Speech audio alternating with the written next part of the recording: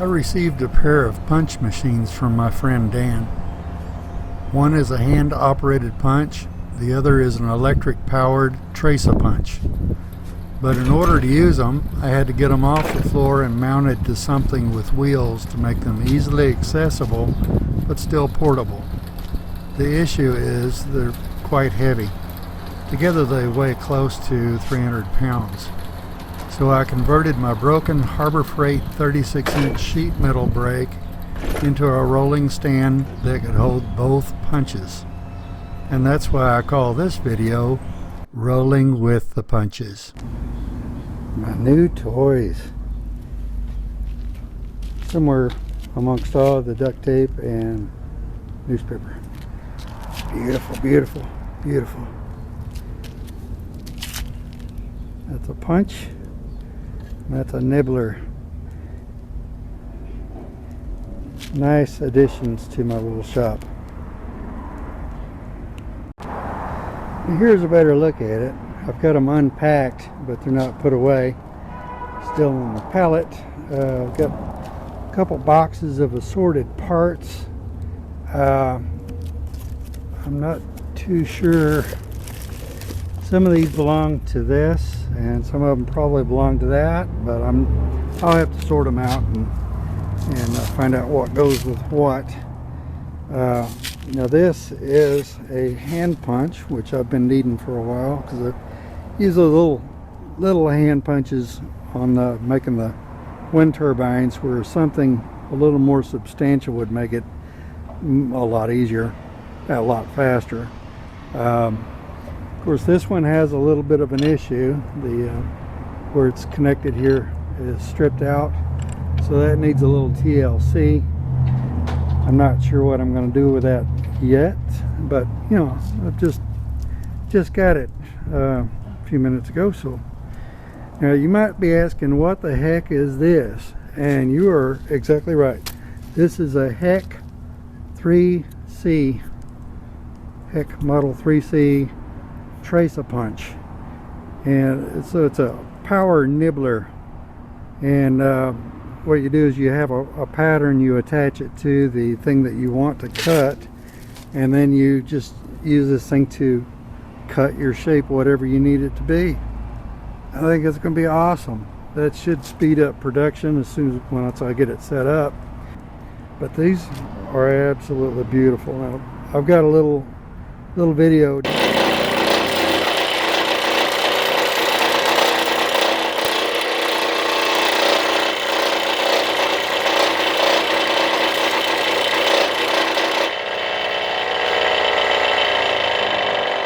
Ran out of juice in the camera, so it shut down. I went ahead and moved these into the garage, the shop, and they're on the floor for the moment, but they're not going to stay there for long.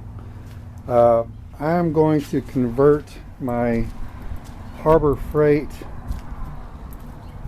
this is the Harbor Freight brake press that I used originally.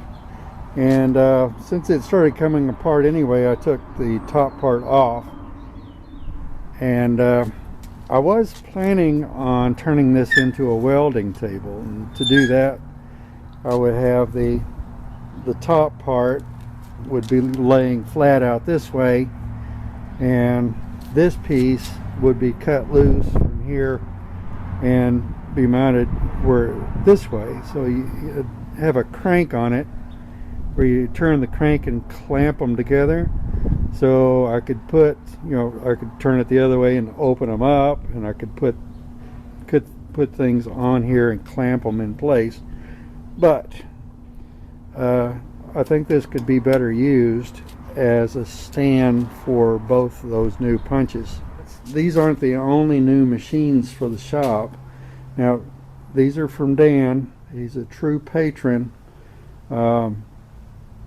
I've had people ask me why I'm not on Patreon, and I am, but I don't produce videos every month because it costs money to produce the videos.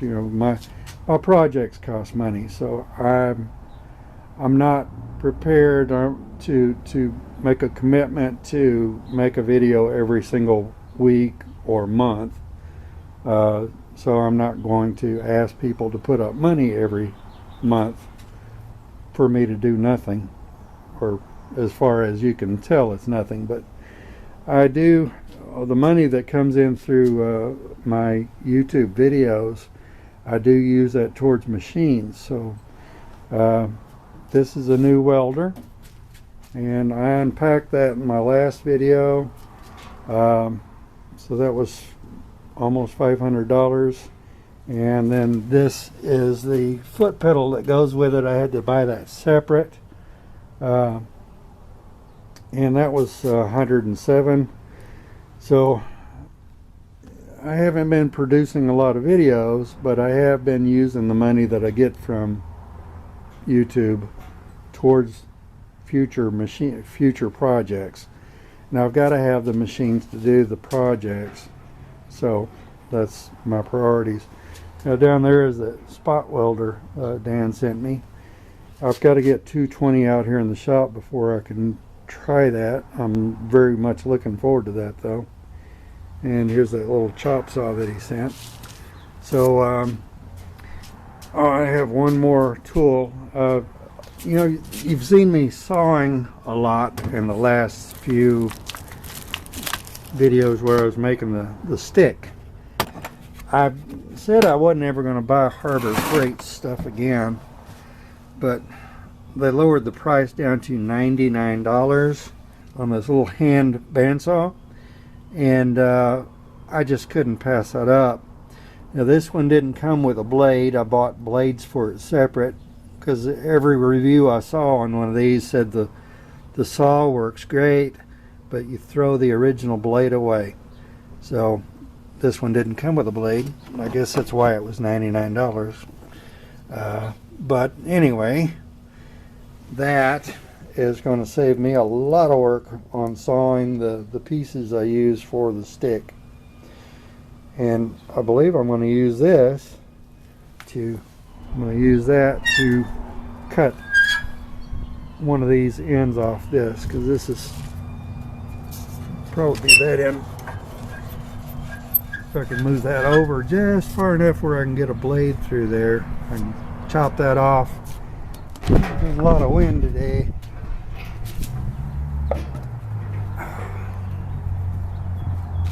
First time.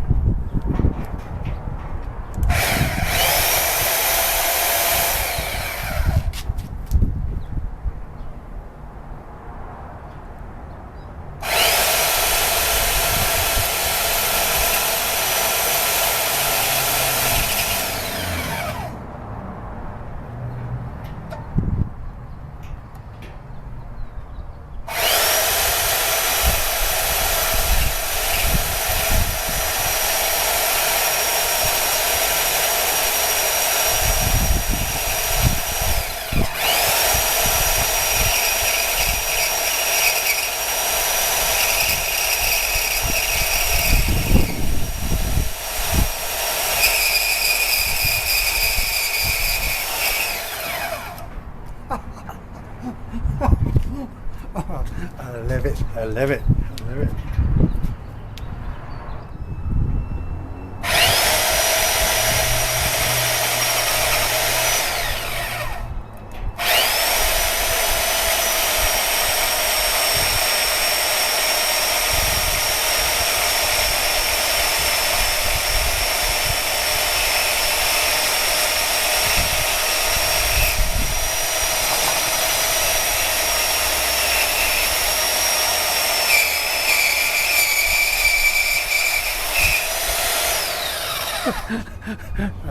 Still love it. Every once in a while Harbor Freight gets one right. Well, I've got those ends cut off now. Probably have to clean it up a little bit more before I have to cut plates to weld onto here, so the machines have something to mount to. I'm going to try and use this. If I'm successful, I will show you. But the steel that I'm going to cut, I'm going to use this to cut with, because this does two things. It's three things. three things. It is a plasma torch, it is an arc welder, and it is a TIG welder. Now the arc welder I can do right now, which I'm going to use when I'm putting that back together. The plasma torch, I'm going to try that to cut the pieces that I'm going to weld onto that.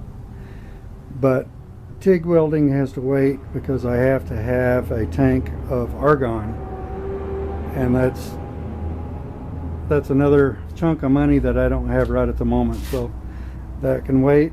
But at least there's a couple functions on here I can do without the argon.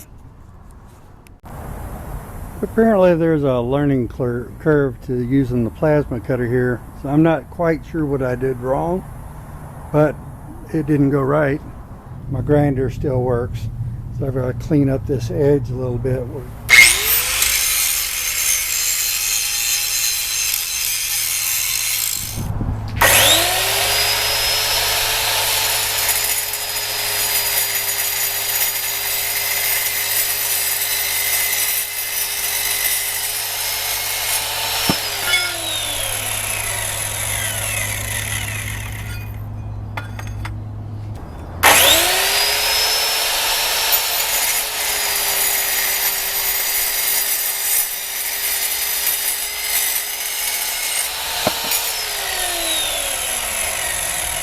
Not even hot.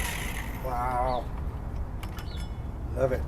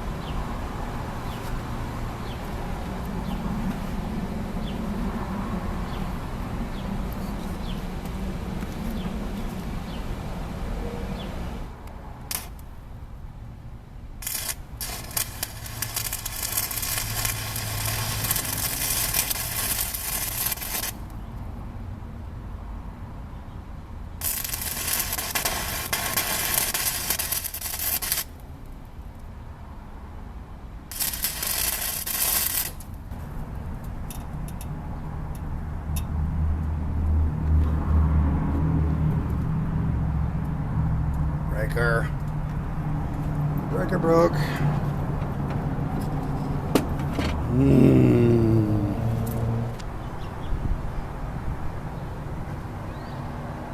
It's together. My welds still need some improvement. I need more practice, but at least the welds are deeper with this machine here than they were with that Harbor Freight wire welder thing I got. Got to clean it up, put some paint on it, and put the thing back together.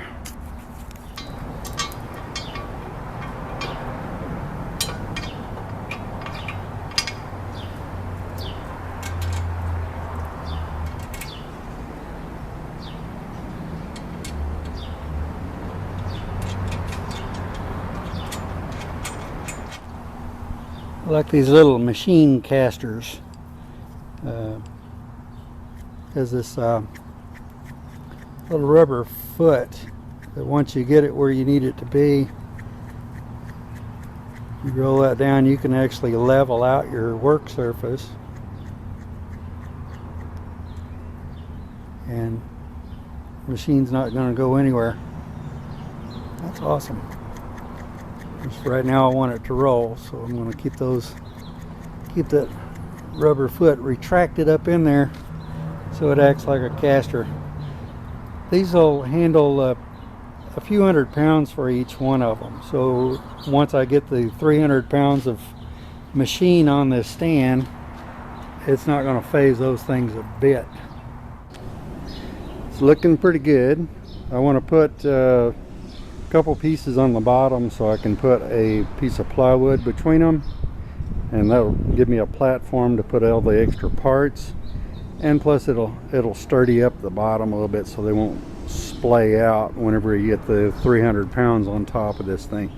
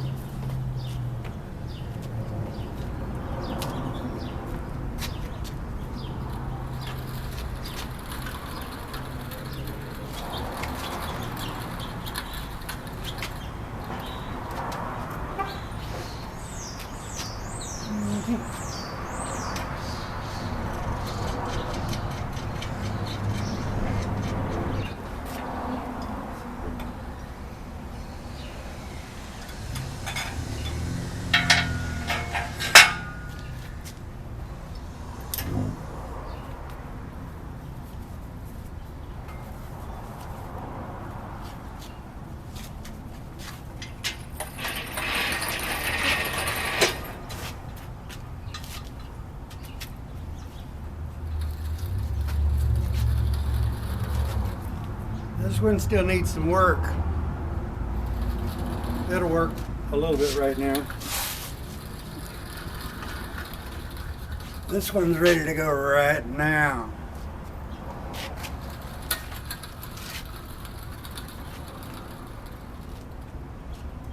Ooh, that's nice. Guess that's going to be it for this video. Still have some work to do this one. That's not supposed to come up like that, but that's still an awesome punch. It needs a little bit of love, but it's very repairable. And since it didn't cost anything, it's a very good price. And this one didn't cost anything either.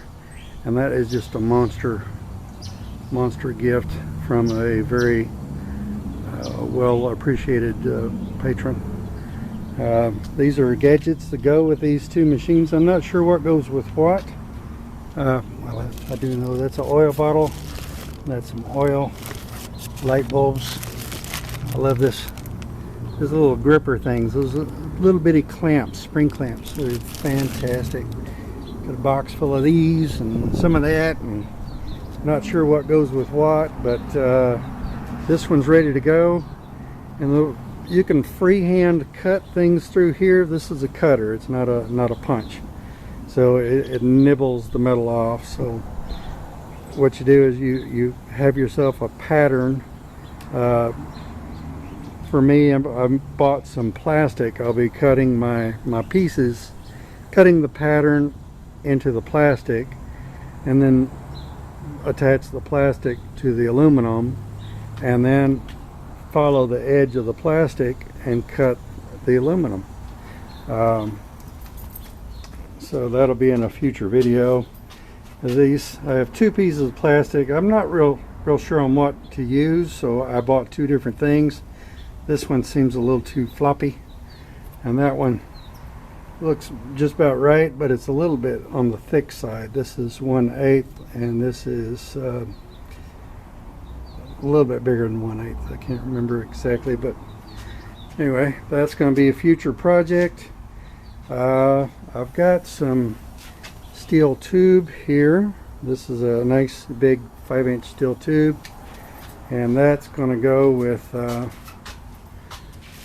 the generator I'm going to make. And this is a stator coil for a motorcycle. Now, I was told you're supposed to rewire that to make it work, but this is an alternator stator coil for a motorcycle. I shouldn't have to rewire it at all. I just have to make the wires move through the middle of it instead of around the side. But that kind of fits inside that tube, and there should be enough room for magnets to go all the way around that sucker so they'll spin around the stator.